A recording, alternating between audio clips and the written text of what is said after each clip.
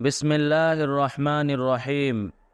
حضرت ابو ہریرہ رضی اللہ تعالی عنہ بیان کرتے ہیں کہ رسول اللہ صلی اللہ علیہ وسلم نے فرمایا کہ ایک آدمی راستہ پر چل رہا تھا کہ وہ شدید پیاسا ہو گیا۔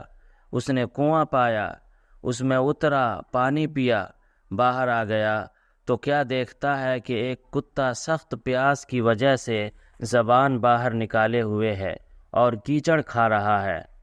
آدمی نے محسوس کیا کہ اس کتے کو شدید پیاس لگی ہوئی ہے، جیسا کہ مجھے شدید پیاس لگی تھی۔ چنانچہ وہ کنویں میں اترا اور اپنے موزہ کو پانی سے بھرا، پھر اس کو منہ کے ساتھ پکڑا اور اوپر چڑھا آیا، کتے کو پانی پلایا۔ اللہ نے اس کے عمل کی قدر فرماتے ہوئے اس کو معاف کر دیا۔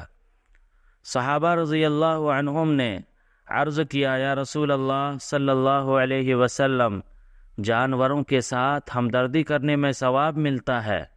فرمایا، ہر جاندار میں ثواب ملتا ہے۔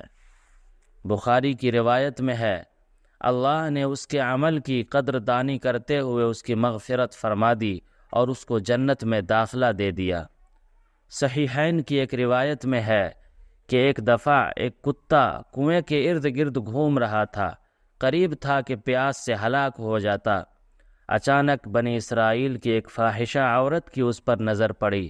اس نے اپنا موزہ اتارا، اس کے ساتھ پانی کھینچا اور اس کو پلا دیا، چنانچہ اس کی وجہ سے اس کو معاف کر دیا گیا۔